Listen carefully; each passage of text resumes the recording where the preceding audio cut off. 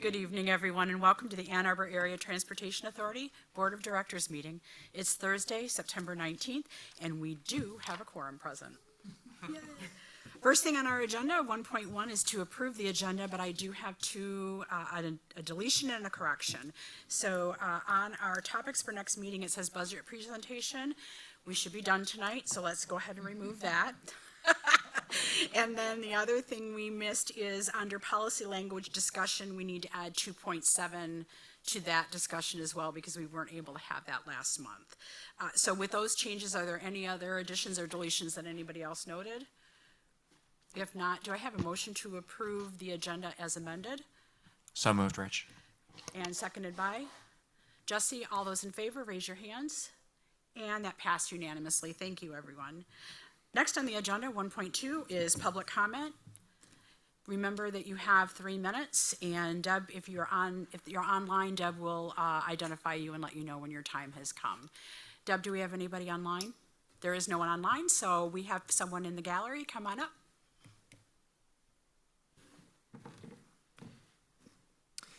Thank you, Madam Chair. Good afternoon, good evening to all members of the board, staff, and public. My name is Robert Plowski. I'm a transit advocate here in the Metro Detroit region, and I'm a longtime AAATA rider when I'm in the area. I'm from Southgate, Wayne County. It's a pleasure here to be here tonight. I want to keep my comments brief, just to kind of have a good report on service. So I've been conducting a project over the last 2 to 3 months, and that has been tracking all of the service here in the AAATA service area, from Ann Arbor to Ypsilanti. Luckily, I am happy to report that all of my service enhancements that I've been looking at and taking stats have been remarkable. So I would like to take the time for the planning department and also operations to give them a big thank you for all the hard work they're doing.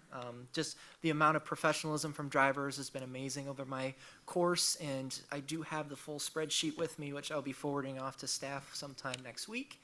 But I am just wanted to be able to share this with the entire board to really show that how much your leadership matters to you. When you put leadership first on this board, that's how we make change for this system. And I'm proud to say all of my stats are looking absolutely outstanding. Not one late bus has showed up on my spreadsheet since that first day I started doing these stats. If you look at all my other stats, if you go to like SMART or DDOT, you get maybe like a 45-minute headway that the bus has been late, or other agencies. I was just in Cleveland recently, and their headways are, I would say, okay. Sometimes it's like a 50% pullout rate. But for a service area this size and the amount of money that we've had, increasing the millage, partnering with the RTA, it's been absolutely amazing. So thank you for all the hard work you're doing. I look forward to bringing more stats, more progress over the next few months. Thank you. Thank you, Mr. Pulaski. Did anybody show up? No? Okay, well then that will close our public comment, and we will move on to general announcements. I understand Forrest. Thank you. Can you hear me? Yeah. Well, I'm pleased to introduce you Raymond Hess, the newly hired, I would say 3 months ago, we hired Raymond. As you all know, Raymond is a former board member and a former City of Ann Arbor employee. So I guess everybody probably knows Raymond pretty well. But I want to formally introduce you.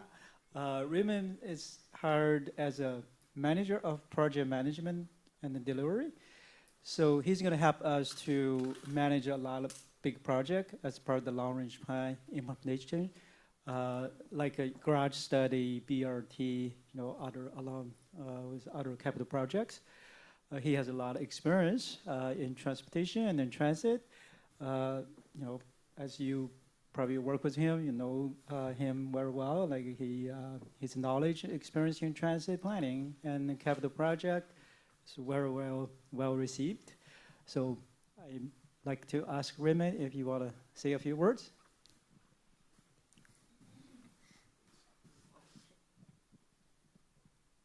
Thank you, Forrest, for that kind introduction. Madam Chair, Board of Director members, thank you for the opportunity to come before you tonight. I'm very excited about this opportunity. I've been watching, obviously, what TheRide has been doing ever since I came to Ann Arbor about 6 years ago.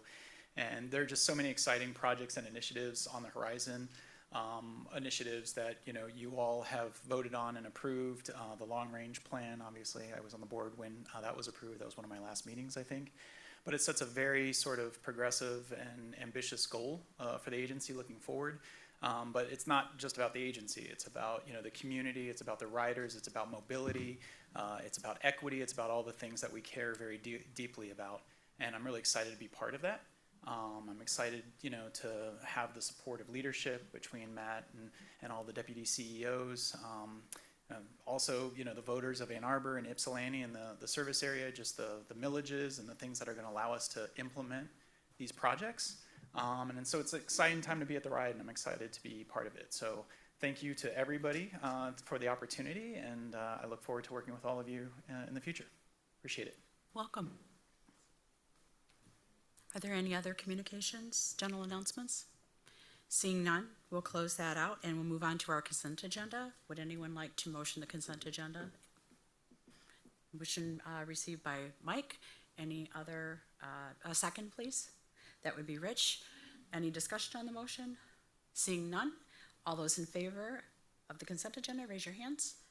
And that passed unanimously. Thank you, everyone.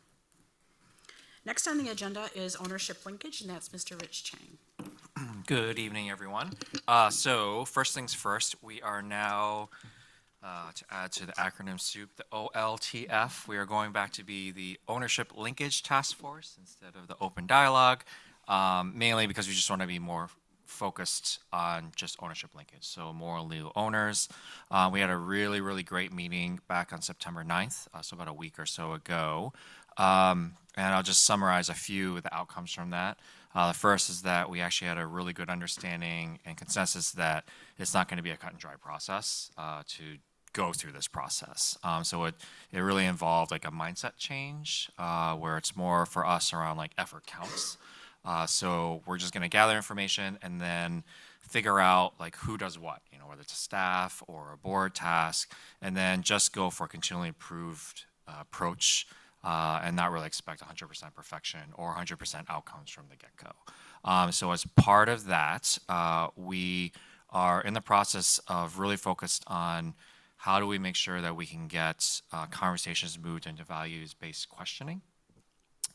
And some of this resulted in a lot of discussions around tactics of that linkage and outreach, of course, between our legal and more owners, with, in the end, a lot of our discussion really around more owners. So the ends-related questions that we are going to start coming up with are really around what, why, in the future, and we're going to avoid how questions. So some next steps. One, I'm happy to do a presentation for the board if they want for what was discussed in that actual OLTF committee meeting. Just let me know. We can figure out how to get that into schedule.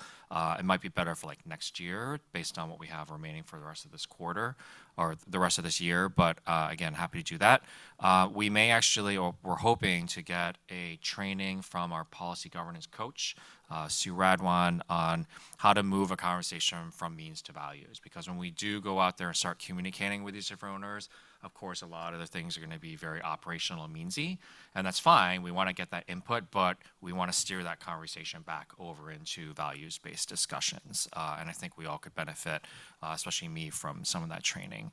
And then in the meantime, we are, as a committee, going to be working on linkage questions, actually based on the new public safety policy.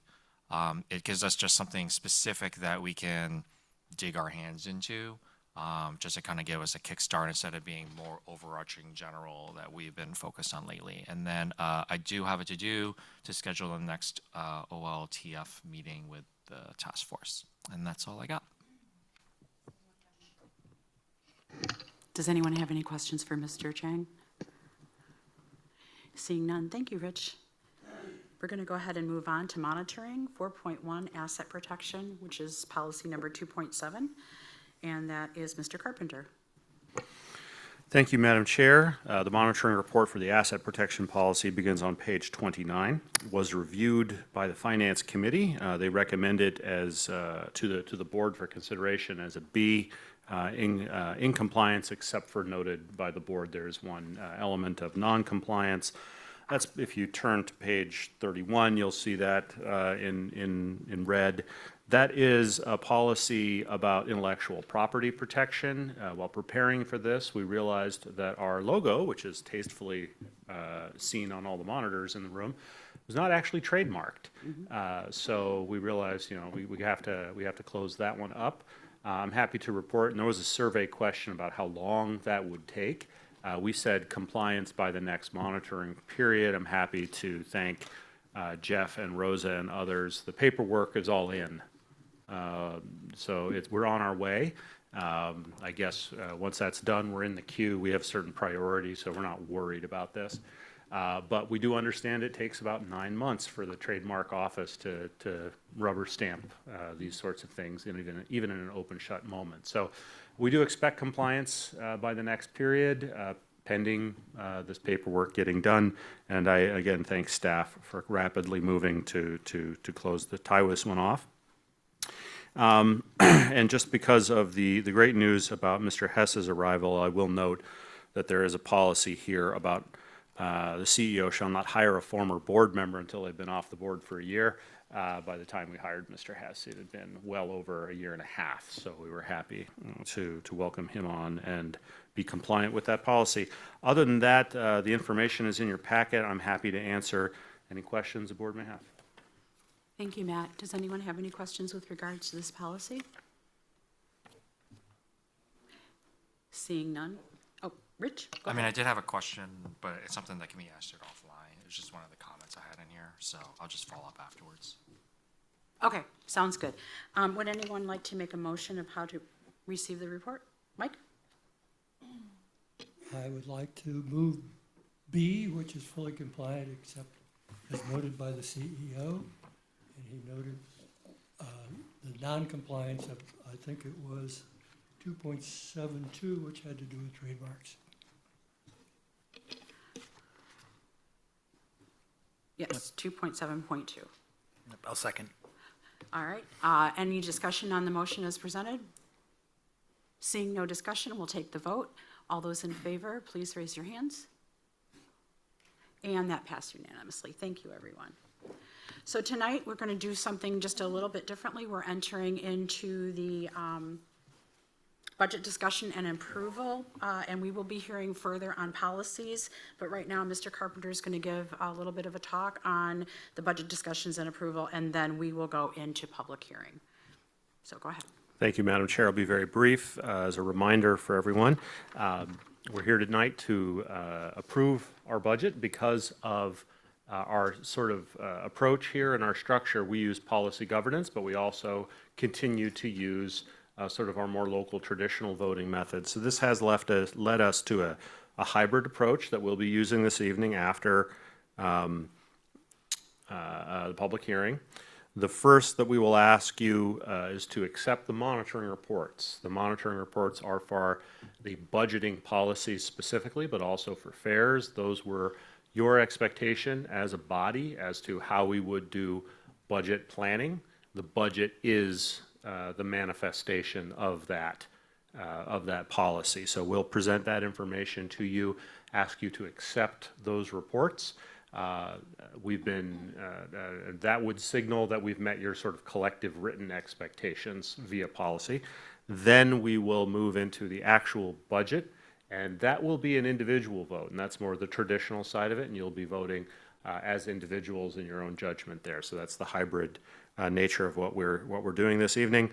We are happy that we've been discussing both the business plan and the budget with you since actually May, if you can believe it. So I think we've answered many, many questions, and I hope we've met your expectations both collectively and individually tonight. We'll find out. With that, Madam Chair, I turn it back to you.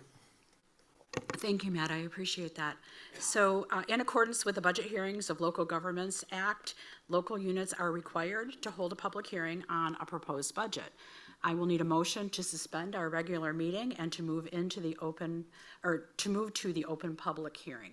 So would someone like to make a motion to do that? So moved, Rich. And seconded by Simi. Any discussion on the motion? Seeing none, let's vote. All those in favor, raise your hands. And we are now out of our regular meeting and into our public hearing. Is there anyone from the public, Deb, that has anything online? No. And Mr. Pulaski?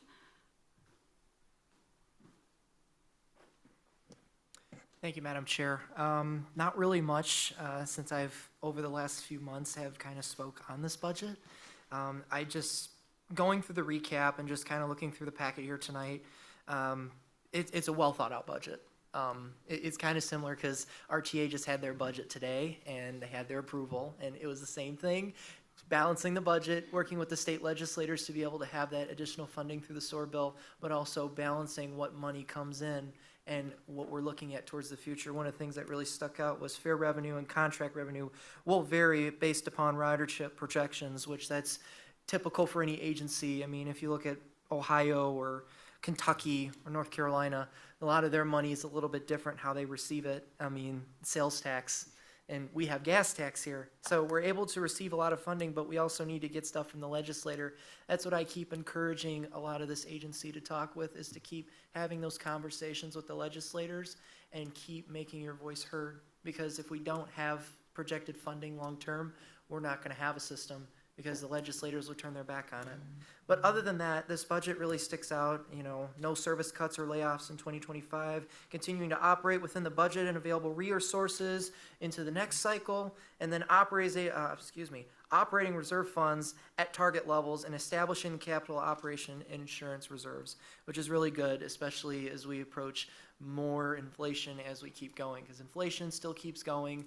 You know, it's just human nature. We can't control it, but we can override it, and we can still provide the main services. So, you know, we're fighting. We're keeping the funding that we need, and we're asking the state for more money, and TheRide's doing their due diligence to bring a good budget out each year. So Dina and the financial team, always a pleasure. Thank you so much for putting the priorities first when doing these budgets, and I'm very excited to see this go into as we move into our next cycle.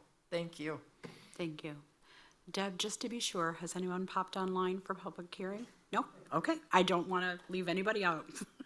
All right, so the public comments are now concluded. I will need a motion to close that public hearing and resume the regular board meeting. May I have a motion?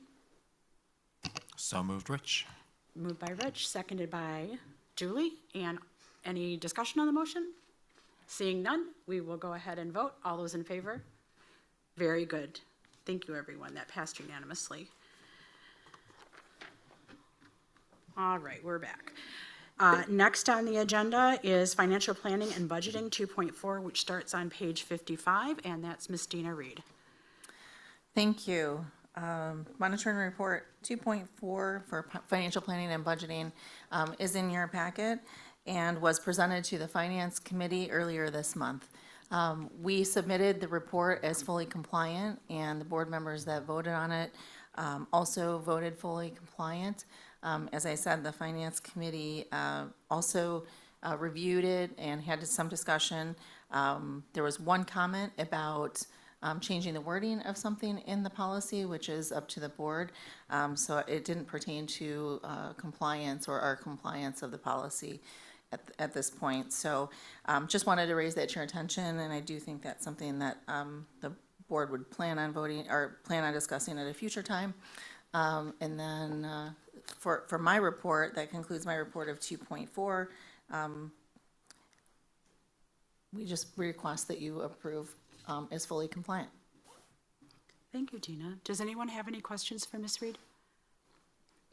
Seeing no questions, the Finance Committee, Mike, can you confirm that what your committee recommended? Yes, I certainly will. We did have a discussion of this in our last meeting, and we certainly all recommended that the board approve this as a fully compliant. Very good. Would someone like to make a motion that we receive the report as A? That would be Chris Allen, and do I have a second? That would be Mr. Jesse Miller. Any discussion on the motion as presented? Seeing no discussion, we will go ahead and vote. All those in favor, raise your hand. And that was unanimous. Thank you, everyone. I was having a flashback to having a 2-year-old there. All right, moving along, we're going to work on the FAIR Policy 2.5.1.2. That is on page 77, and that again is Ms. Dina Reed. Thank you. Monitoring report 2.5.12 on fair policy. is in your packet. It was submitted by staff as fully compliant and also discussed at the Finance Committee meeting earlier this month, where the Finance Committee also, I think, recommended to move forward with a fully compliant. There was one comment that was noted that in the table we provided didn't include one of the fairs, which was correct. We have included that in the packet for the full board. The fair did not change and it didn't affect compliance whatsoever. It was just a matter that it wasn't in this table. It was in the table in the draft budget document that was sent to the board. So I think it was just an oversight that it didn't get included here, and we've included that as a response to that board member comment. And from there, we'd ask that you approve the monitoring report as fully compliant. And Mike, does anyone have any discussion first on what Ms. Reed has presented? Seeing no discussion, Mike, your committee, what did they recommend? Well, as Dina said, we did have a very brief discussion because it's very straightforward, and we certainly recommended A, compliant. Very good. Would someone like to make a motion to receive the report as A compliant? So moved. That would be Mr. Allen, and seconded by Mr. Miller. And is there any discussion on the motion as presented? Seeing no discussion, we will go ahead and vote. All those in favor, please raise your hands. And that passed unanimously. Thank you, everyone. Now we're going to get into the meat and bones of tonight's topic of budget presentation and approval. And that, Ms. Reed, is you again. Thank you, Dina. Thank you. Okay, good, presentation's up. All right. It's good to see you all this evening. I'm excited to present our recommended budget presentation this evening, just giving a high-level summary of the materials that you've been provided in your packet. Our agenda today is just going to highlight some of the budget process and policies that we follow and talk about the recommended budget as presented.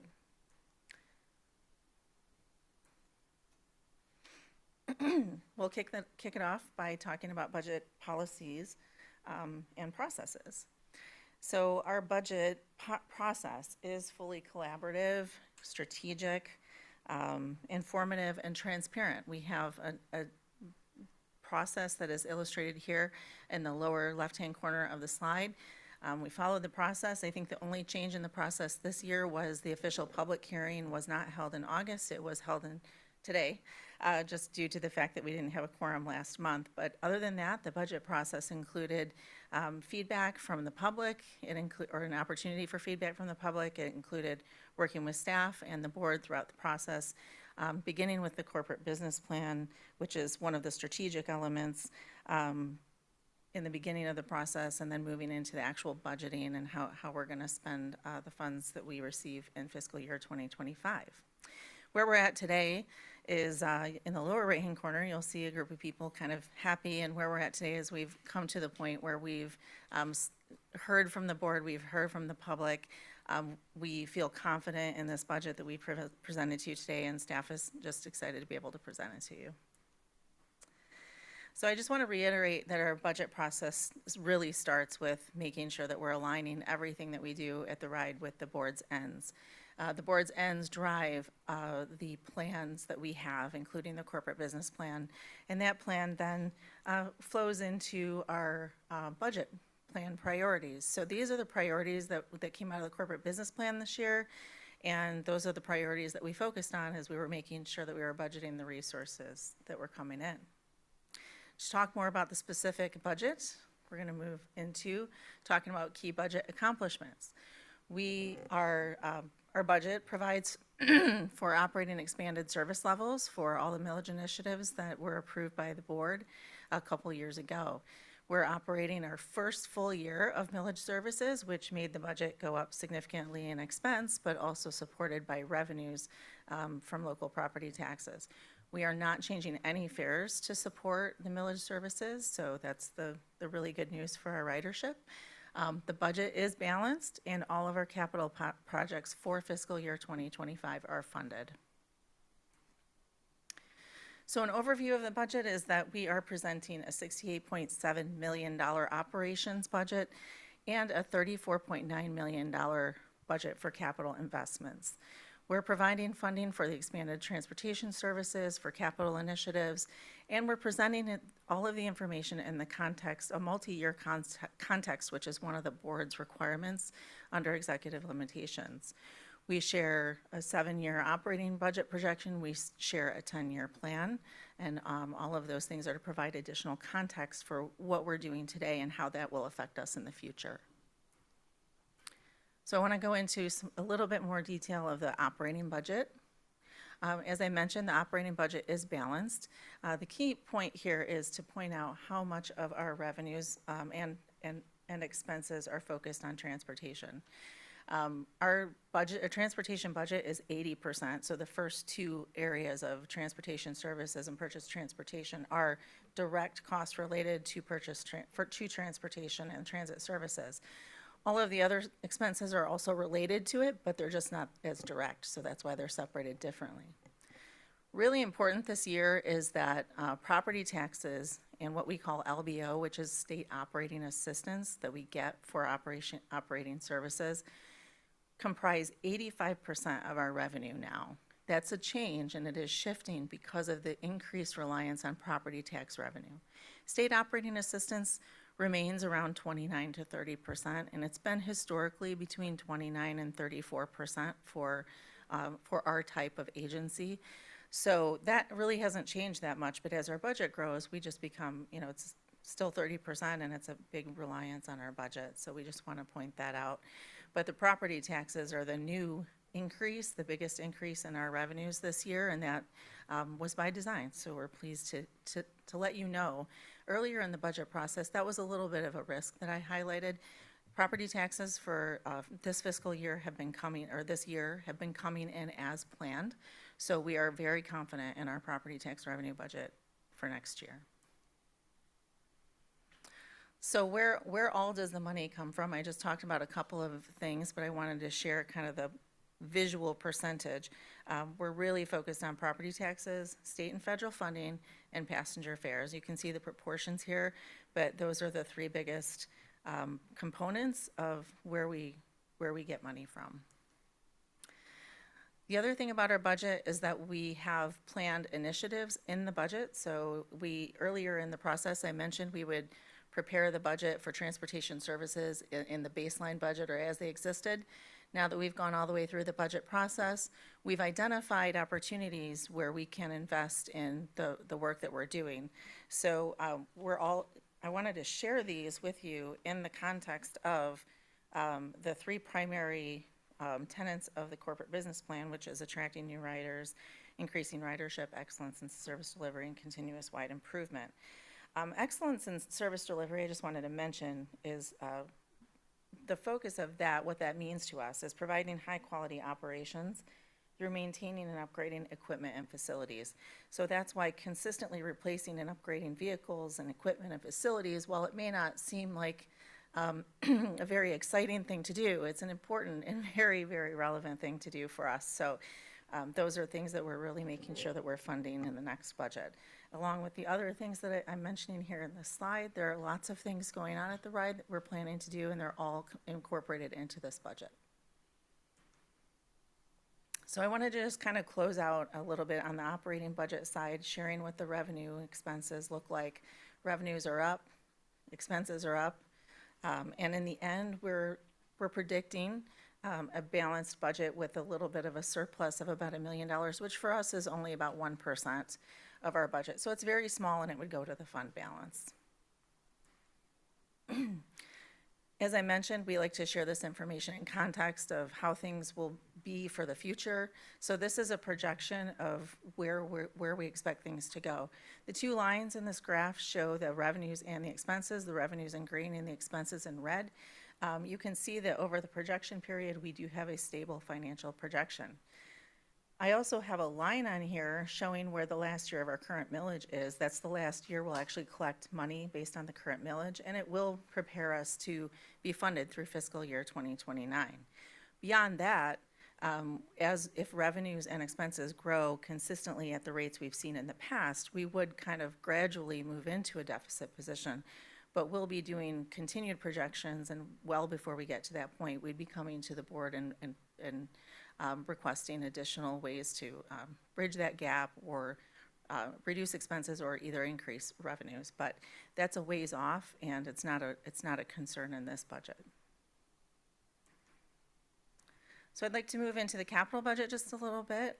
As I mentioned before, the capital budget is $34.9 million.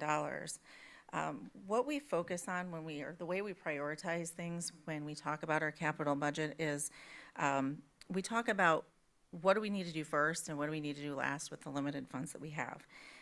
The way we prioritize is we group them by state of good repair, value-added expansion of services, and research and development. State of good repair is basically maintaining existing assets.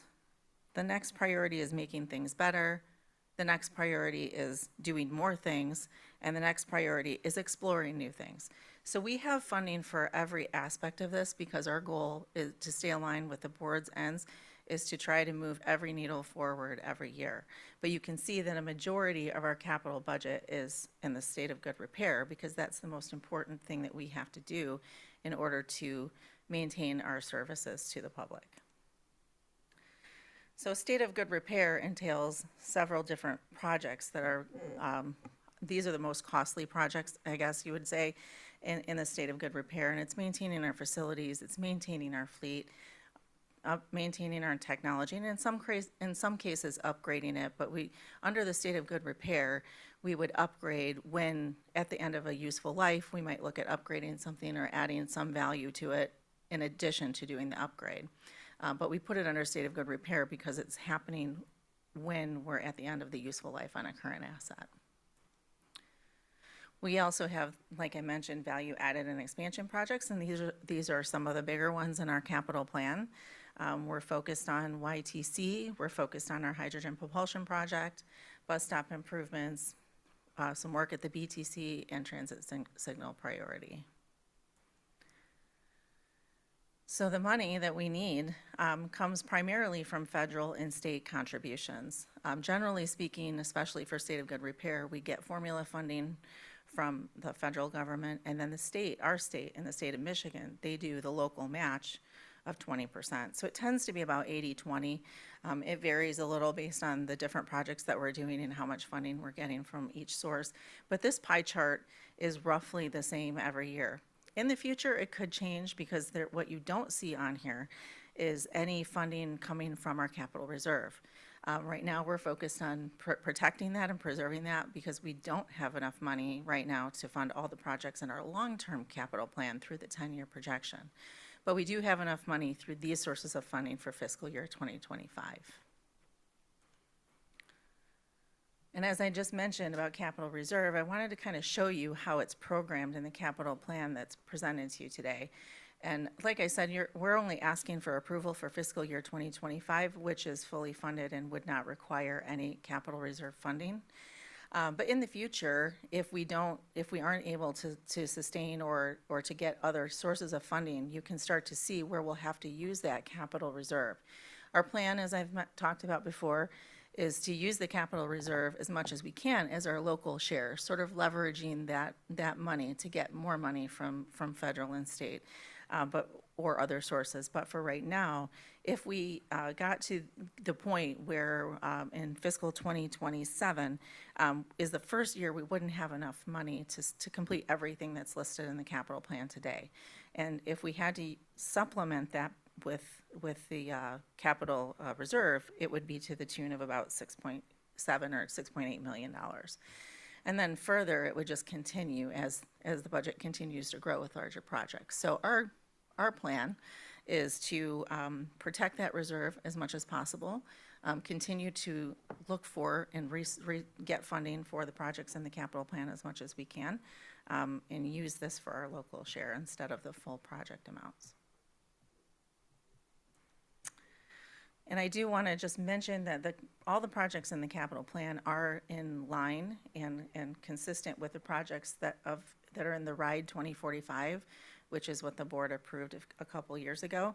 We separated, if you remember, that capital, the RIDE 2045 was kind of separated into 5-year increments of what we would do. And part of that, the reason for that is because when we need to do a 5-year millage, we base it on things that we're gonna need to support, not only on the capital side, but when capital investments are finished, there's an operating expense portion that usually happens to maintain whatever we just built or whatever we just bought.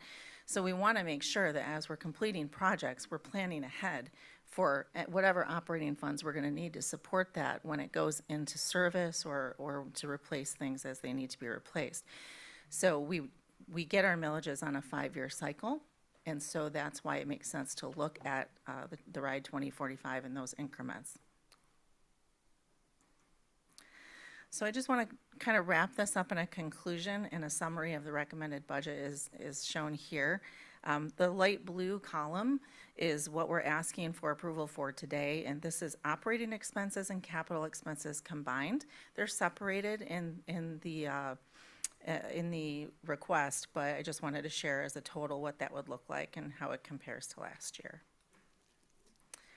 Additionally, it's important to note that we are in a strong cash position for the projection period. So the budget we're asking you for and some of the projections I have shown you, this is what the cash position would look like at the end of each fiscal year. You can see it's very healthy. We're in a strong cash position, and we project that all the way through till 2030 and beyond. Finally, with any budget, there are some opportunities and risks, and we've gone through these before, but I just wanted to briefly mention them so we don't forget. Our approved millage is our real big opportunity right now to maintain our services through the projection that we have. We have no funded reserve, we have funded reserves and no debt. And this budget does not, put us in a position where we would need to issue debt for any reason. Some risks are the state funding levels for operating assistance, inflation that has been really high over the last few years. It looks to be flattening out a little bit now, but it's still a factor of something we have to watch with regard to our revenue sources. Federal funding for capital is a risk because, for one thing, it's a presidential election year, and depending on what bills get passed, we may see increases or we may see decreases, or it might stay the same, but we all know that expenses won't stay the same and costs of capital projects won't stay the same. Everything is going to grow. So we just don't know what that will bring, and that's a risk that we wanted to mention. And then finally, just a summary of our accomplishments again: operating expanded service levels, the first full year of the millage impact, no fare changes, a balanced budget, and capital projects that are funded for fiscal year 2025. I'm going to pause to see if there are any questions about everything that I've just presented or anything from the budget process at all. Does anyone from the board have a question for Ms. Dina? No, thank you. We're all set. Okay. Then just to close out my presentation, we are asking and requesting for fiscal year 2025 budget approval that is on page 98 of your board packet. A sample of it is shown here. And then finally, I want to thank the board for their participation in the budget process. Of course, thanking the staff, some of which are here, some of which are watching from home, but they're watching, I guarantee you. We've really put a lot of work into this budget. We really appreciate your support and through the process and all the feedback and information that you've given us. It's helpful to us as we put the budget together, and it helps us present a more comprehensive budget. So thank you. Thank you, Dina. Mike, did you have a question? A comment? As was evidenced again tonight, there's not usually a lot of discussion at the board meeting regarding the budget, and I think that is mainly a testimony to our CFO, Dina, and of course her staff, and as she gave credit, really the entire staff of TheRide. Even though we don't have a lot of discussions at the board meeting because of that reason, because of the confidence in Dina, I wanted just to mention that we do have discussions at the Finance Committee. And that started out in May. I believe we're just talking about the budget timeline. And then in June, going through her major assumptions that were in the budget and some highlights of some income and expense items in broad terms, and then going on the next several months those got refined, we saw more details, we had discussions all the way through, and here we are tonight. And again, I really want to compliment Dina for the wonderful job that she continues to do, not only on the budget, but basically the whole financial area. Thanks, Mike. Thank you. Yes, Jesse. I wanted to say kind of along those same lines, if lest anyone watching think that the lack of discussion is due to a lack of interest, it's really something that was really striking to me throughout this whole process was how much work had been done to tie the budget to our long-range plan and directly to the ends of the organization, and that's something that's it's something that I think has developed a lot over the past year or two in particular. The responsiveness of staff to past debates and series of questions, I think just says a lot about how engaged, and it's really reflected in the budget. So, no, I don't have any questions because things were very clearly laid out, and and I appreciate the work of the Finance Committee to delve into the details of the financial assumptions so that we can all feel confident that that these projects are, well, that this is a budget that we can trust and that we will see executed. So just thank you to you and to everyone on your staff who's put so many hours into this. Any other comments? Thank you, Dina. You're welcome. So now the work comes down to the board. And we had a little snafu last year, so I'm going to read. Because the motion is different, I would like someone to entertain a motion, and it would be, the board will be, we will motion to adopt the board resolution for the approval of the fiscal year 2025 operating and capital budget. The most important word is adopt, not how we use our language. And so would anyone like to make a motion to accept? Mike, seconded by Chris? Sorry. Any discussion on the motion?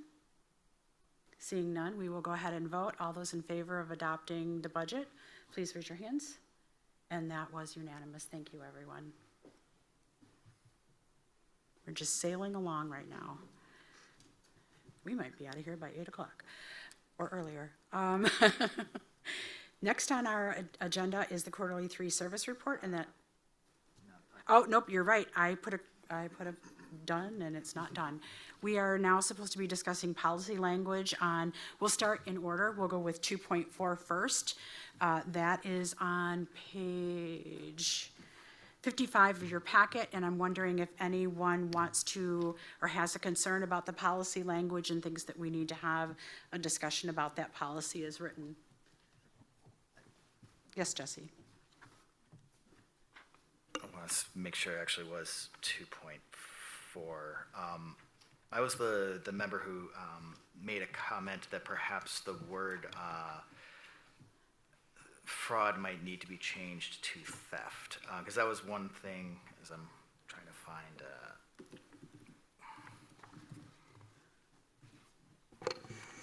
If I Or might, is it- Madam Chair, Yeah.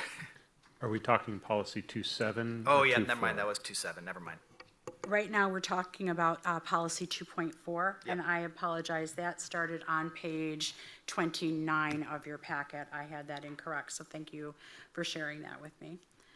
So it is policy, wait, why is everything all so backwards here? All right. Financial planning and budgeting is 2.4, and that is on page 55.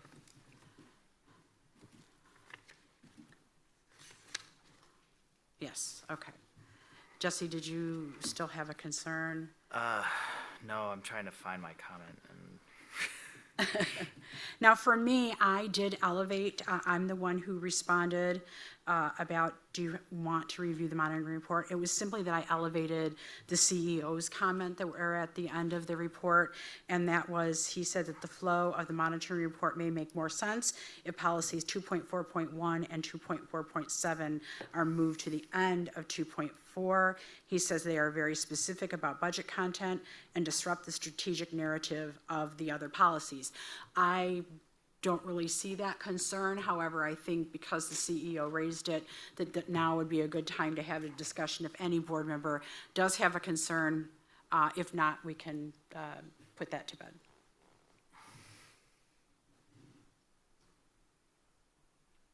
All right. I think I'm not opposed to it, but I think that's because I don't necessarily understand the impact. Mr. Carpenter, since it was your recommendation, could you flesh it out just a little bit more for us to have a better understanding? Certainly, thank you. So this sort of really only became apparent in preparing the monitoring report. And pardon me for a little personal anecdote. I tend, when presenting information, I like to give you sort of the big picture and then begin to drill down stage by stage into details. So in presenting the information, you know, we would start with sort of the big picture, the parent policy of 2.4. Then really sort of the narrative, if you will, of describing the budget really jumps to 2.4.2, presenting all of it in a strategic context. It's almost, but that's the second sub-policy. The first one is tell us about the risk. So before I've been able to give you any context, I have to tell you about the risks. It works. You can just bounce around in the monitoring report. There's nothing wrong. But if it were the chapter of a book, it would kind of like being chapter 1, chapter 4, chapter 2. It's just a little awkward from that respect. There's nothing technically wrong with it. It just disrupts the narrative a little bit. That one seems very similar to some of the policies towards the bottom about deficit spending, reserves. It's a risk. It's an element of the budget that needs to be considered, but it's sort of a layer down in that rabbit hole. So, and the 2.4.7, I think, was the other one about the board's budget. The budget for your work, again, is another element of it, but not necessarily. It could stay where it is, but it's a detail, I guess. I think your budget this year is $50,000 Right. out of a $68 million operating budget. It's not a large component. It needs to be there for sure. So really, I think moving 2.4.1 down ahead of, you know, maybe 2.4.5 might make the monitoring report easier to read, just as you don't have to sort of bounce back and forth. But that's all this is. The content is spot on. The policy is, I think, very appropriate. We're happy to continue to fill out the monitoring report in whatever sequence you would like. We just thought it was a moment of narrative convenience. For context, I think I remember when we were going through policy governance training is that the policies that follow afterwards are in no order of importance, if I remember correctly. No. So if it's something that we feel we would like to do to accommodate the CEO, I see the validity in his request, but I'm not sure. I would like to know how the board feels. Does anyone want to entertain discussion either for or against that? Yes, Mike. And I believe we discussed this a little bit at one of the Finance Committee meetings. And my recollection is, and please, anybody on the committee, correct me if you have a different recollection. My recollection was, yeah, it probably made logical sense to revise the order in the way they're put together. On the other hand, is it really worth the effort? And I think we kind of concluded it probably wasn't worth the effort. It was okay just to leave it as it is. Is there any other discussion? Seeing no further discussion, it doesn't seem like it's the will of the board to do any changes. We are done with 2.4. Thank you, everyone, for your input. Next, policy to review is 2.5.1.2, and that begins on page 79 of your packet. Does anyone want to entertain any discussion about the policies themselves, and should the board consider any changes?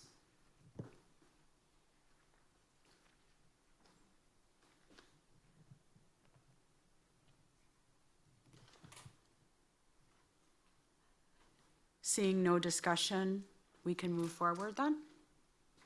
Okay, so 2.5.1.2, we are happy with, and then that leaves us with 2.7, which is on page 75 of your packet.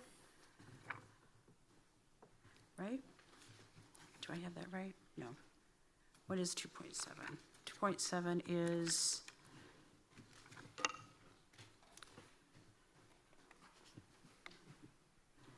$29. Sorry, my packet's everywhere. I don't remember seeing any requests at the end, but I just want to make sure that we're following our procedures. Does anyone have any discussion on 2.7, or are we satisfied? Jesse, was this the one you were thinking of? Yeah, so this was one where the use of the word theft, actually with the way that the CEO interpreted it, I'm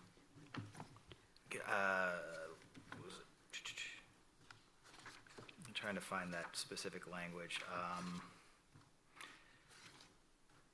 Page 36, 2.7.2. Yeah, of course. It was a certain point at which it kind of seemed like there was like the CEO was differentiating between felt that the theft of physical resources versus the theft of financial resources, and had kind of separate and was treating was talking more about fraud, or again maybe I'm so sorry that I'm not You're okay, take your time. yeah. It was just in reading the policy, I found myself like looking up the definition of fraud to see whether or not maybe this rung a bell for you. Sure. I believe you're referring to 272, which is on page 36 of your packet. This is one we've bumped into before. The language is very similar to another policy that is specific to financial conditions, I think. So this policy repeats in another financial conditions and activities, I think, section, I think verbatim. And in that case, we've always interpreted it to reply to liquid financial assets. You know, things, you know, in particular the finance committee and the investments, cash on hand, the reserves, the safety of those funds in their liquid form. But this is a policy about asset protection that broadly, yeah, it's 2541 or 42. But this policy, asset protection, refers to assets which we've always traditionally defined as physical assets and the agency's credibility. Financial assets are simply addressed in other policies. So when confronted with the same language, yes, I interpreted 272 to be very much about how do I interpret the word fraud. If I'm not talking about financial liquid assets, what does fraud mean? In this context, I'm saying it means the theft or misappropriation of a physical asset primarily. And maybe you could see the connection between that and the trademark issue that comes up a little bit later. If intellectual property is an asset, we want to make sure that it's protected and not stolen, so hence the trademark protection.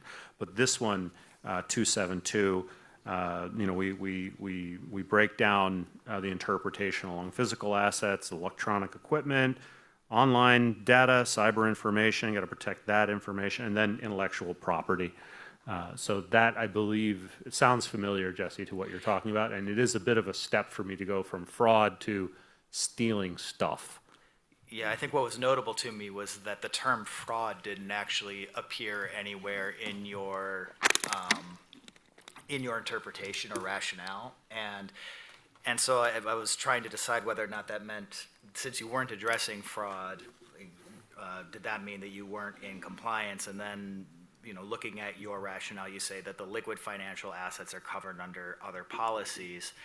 And looks like legally, although fraud may technically be considered theft, it's usually kind of considered a separate thing. And so I guess I want the board to consider, if we accepted the interpretation, which was based on theft, I think to avoid the kind of confusion that I ran into, I would like to change the word fraud to theft.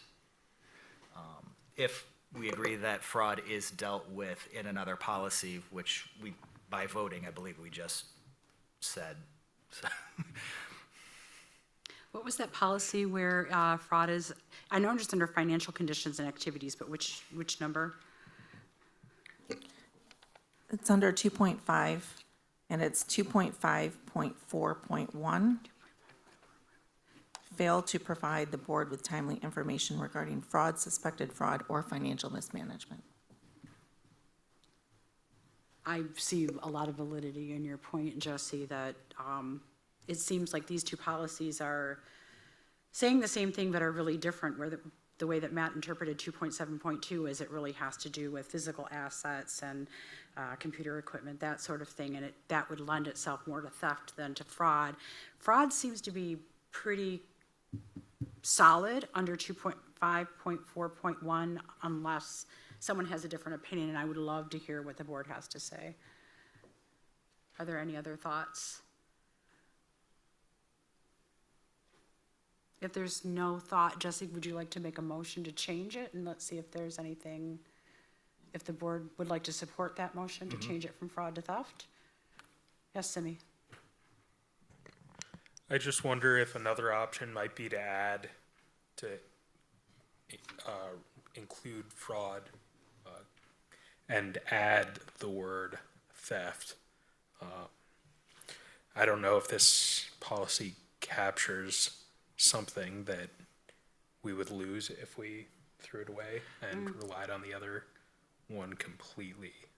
Because the other one, in my understanding, is sort of about being notified if there are, instances of fraud, whereas we've got, quite a bit more, I think, in this policy.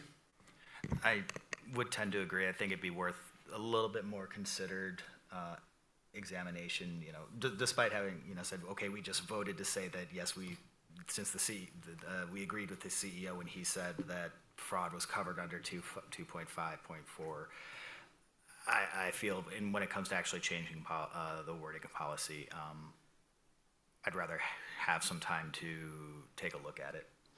Sounds good. Since this is a policy that has to do with finances, would the board entertain it being reviewed by the Finance Committee and come up with a recommendation? That would be okay with me, but I would like to invite Jesse to the meeting. But it is virtual, of course. Yeah, if I can attend, I will. Because I think you made a good description of why you feel about that. Mm-hmm. I think it would be best for it to come directly from you. Okay. I will make every attempt to attend the Finance Committee meeting. I don't want to assume, does anyone have a dissent for that? And if there is no dissent, then that's what we will do. Hearing no dissent, then the Finance Committee will review 2.7.2, but unilaterally also look at the other policy that was 5.4.1, I believe it was, to make sure that they're talking to each other. Okay. Very good. And that business is now done. Thank you, everyone. We're going to now move on to the quarterly service report, and that is Mr. Brooks. And can be found on page 99 of your packet.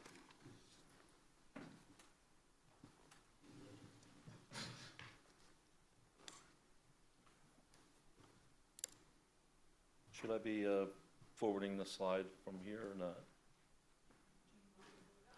It's up to you. Page 100. It's in the packet, yep. Oh, shoot.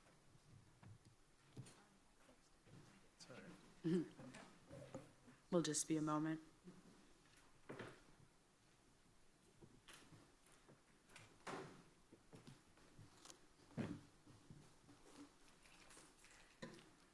Just pull it up.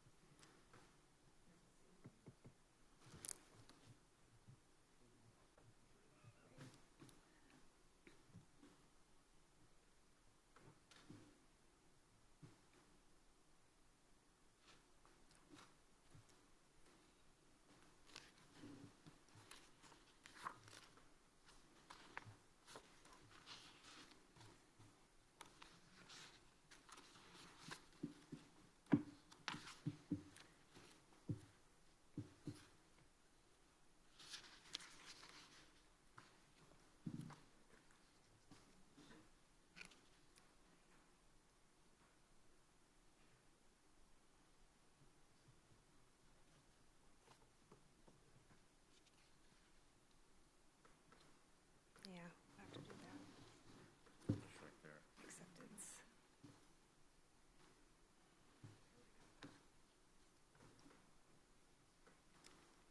There, but you'll have to slide it down that way.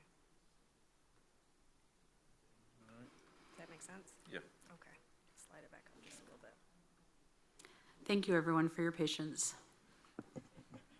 Good evening, everyone. I'm going to be reporting to you on the Q3 service report.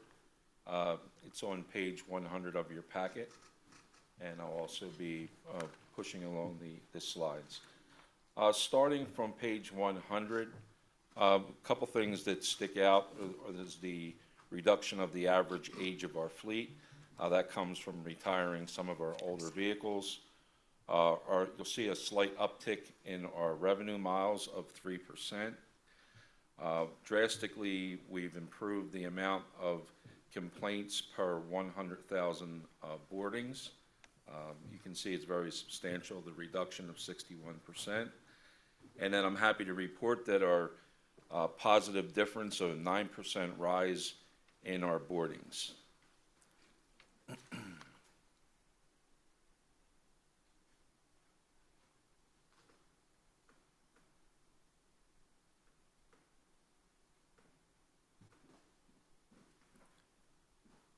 Going the wrong way.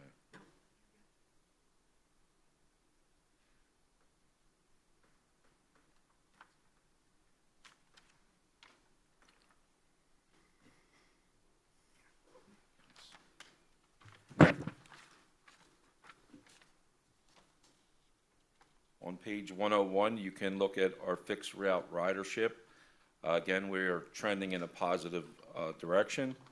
And also, we are very comparable to last year in the cost of boarding.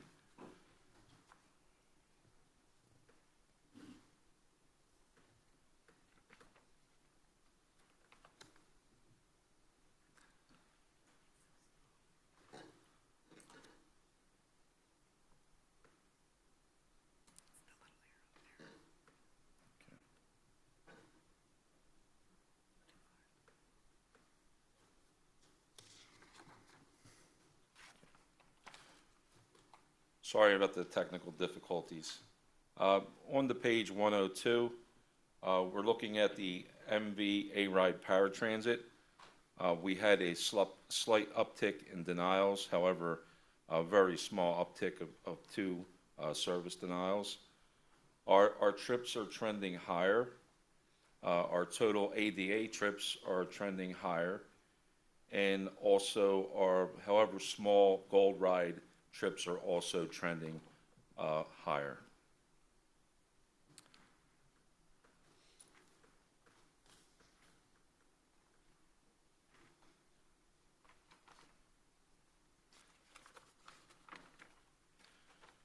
Moving on to page 103, our number of our van pools are also trending higher. We're up to 122 van pools.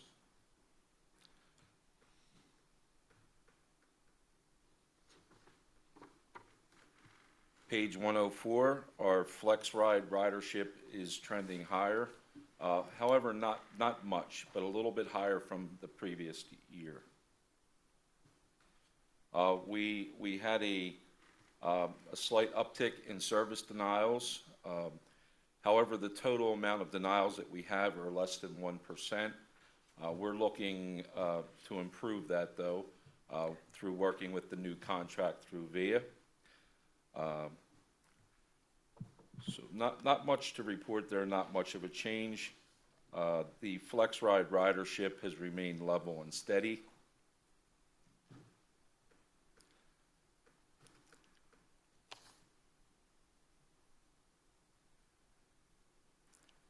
The next slide, the D2A2 ridership is continuing to grow.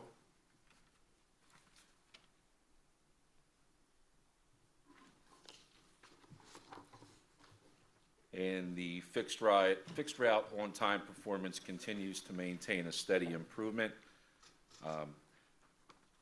Next month, or the following month, we did have a little bit of a downtick, but that was due to students' arrival and detours.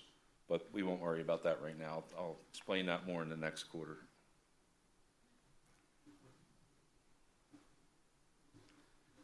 And that's all I have for tonight. Any questions? Anyone on the board have any questions for Mr. Brooks? Seeing none, thank you. Thank you. We're on to 7.2 of the agenda, and that's the CEO report. That's Mr. Matt Carpenter. Thank you, Madam Chair. We've gotten to the CEO report much sooner than I expected, so I'll endeavor to fill the remaining 2 hours. Oh, no, okay, well, all right, maybe not. In that case, I'll just make a couple of updates to what's already in the report. I really want to congratulate Mr. Brooks, as you'll see on page 109. One of his brainchildren really came through for staff. He had an awards ceremony, staff recognizing staff. They voted for each other. There wasn't a dry eye in the house. It was wonderful. I think Kathleen, Jesse, you were both there. Thank you so much. It was a great idea. We'll definitely be doing it again.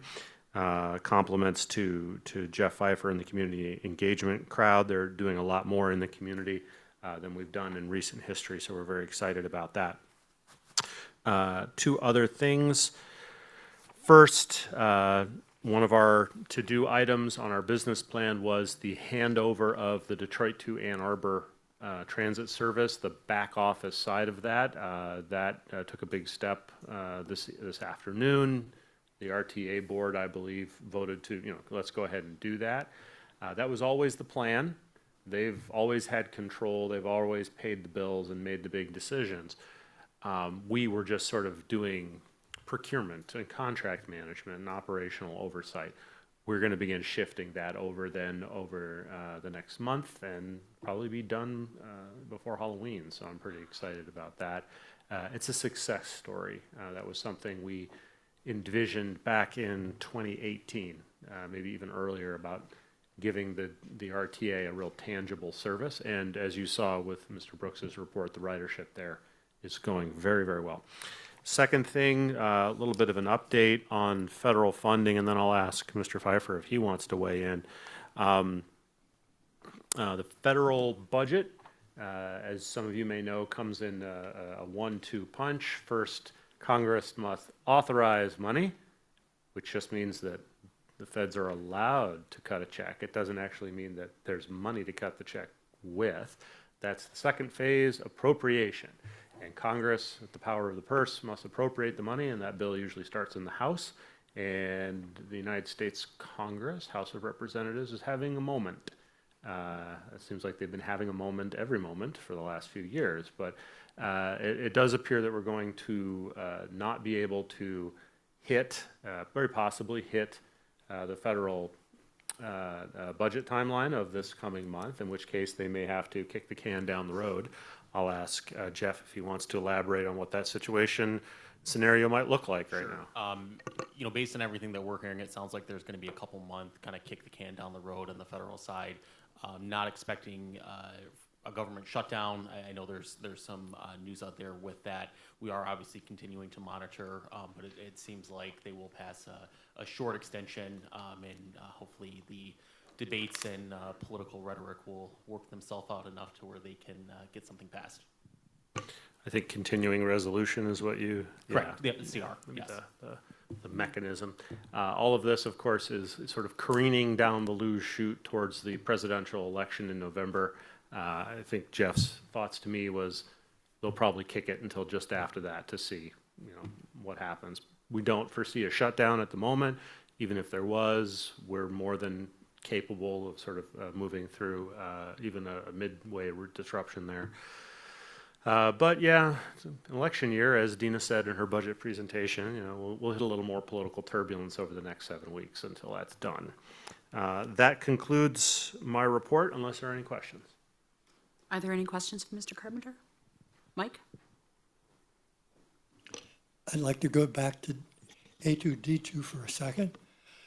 Just in the last month, I think 3 people that I know or I've come in contact with who have been riding that have just been very, very complimentary of it.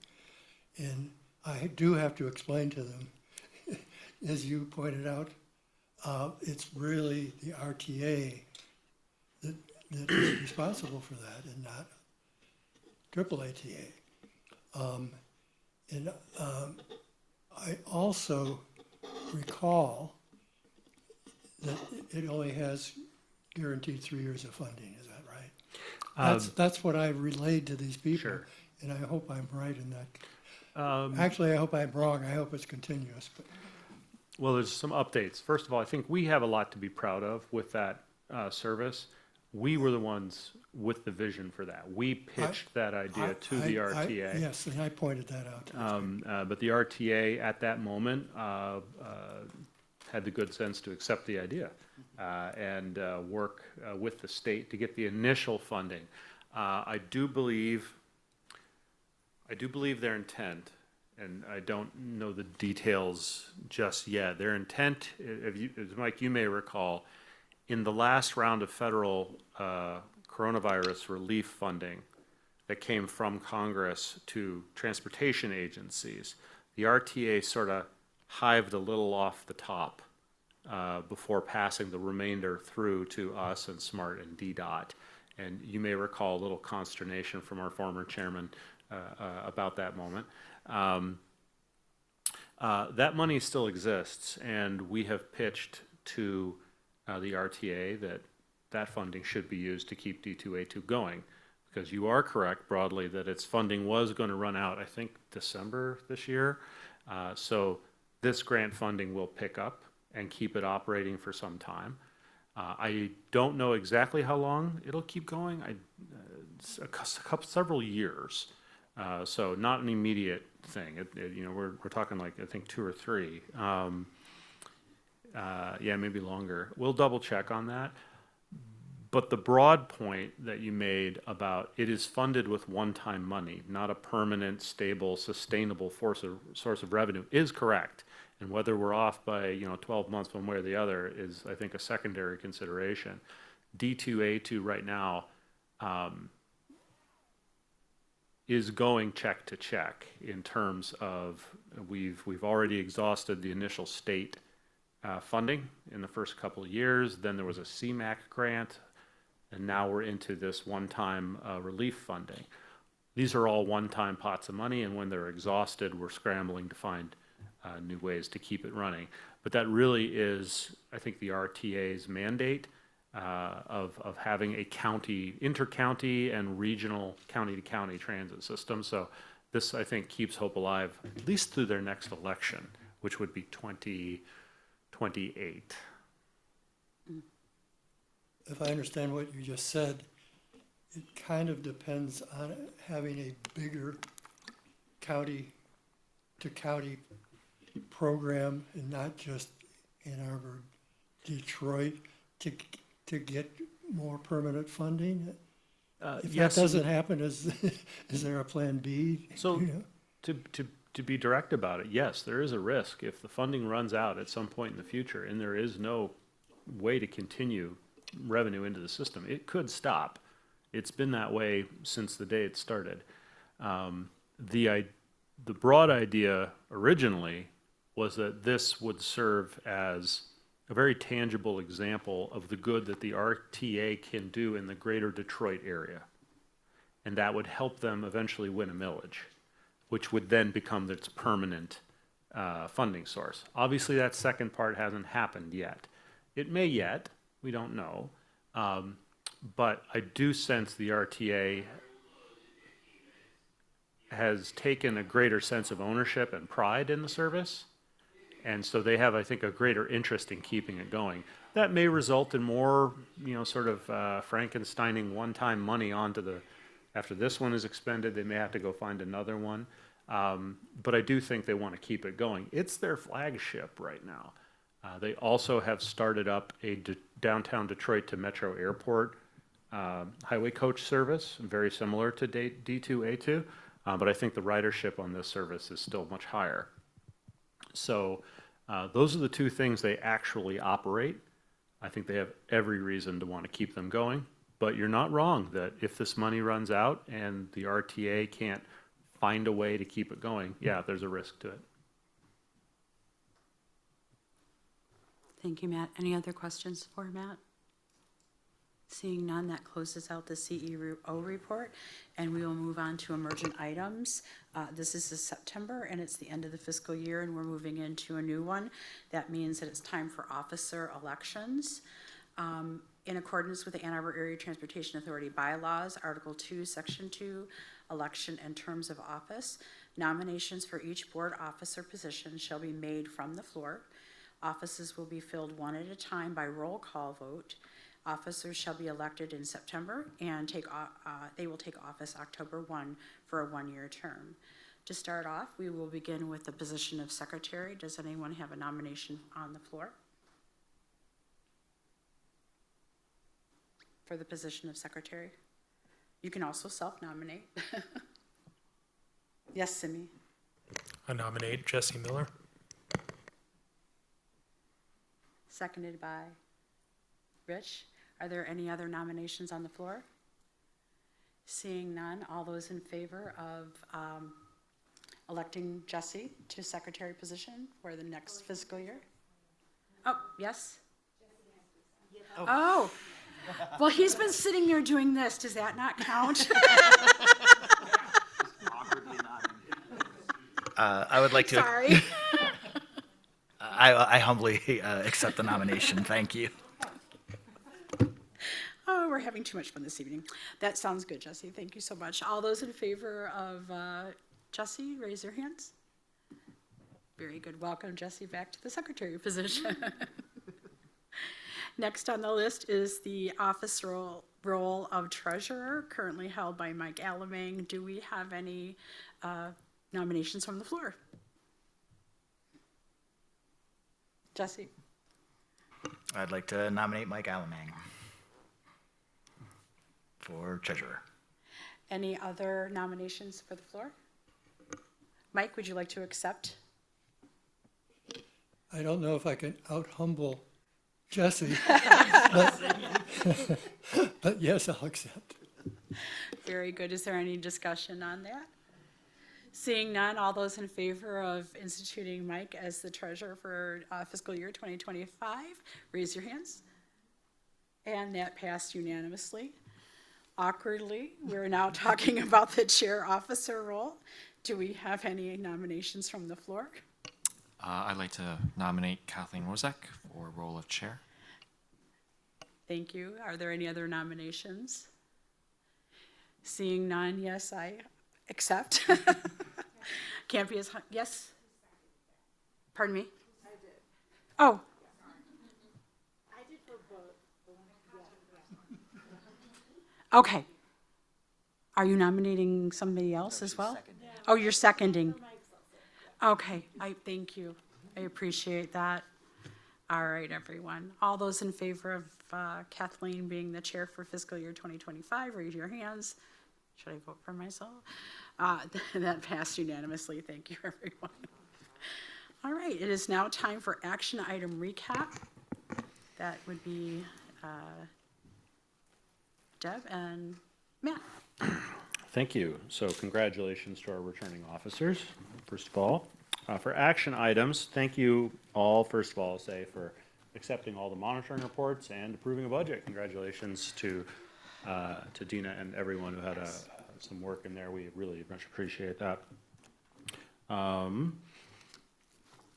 Finance Committee will be having another look at some of the terminology in the Asset Protection Policy 272 and cross-referencing that with financial conditions and activities.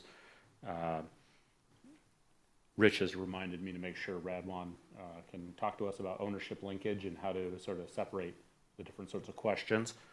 I really think we conducted a lot of business. I don't recall any other action items. Deb, am I missing anything? Rich had mentioned having an OLTF presentation at a future board meeting. I don't know if that's something we want to add to governance for discussion and figure out when to do that.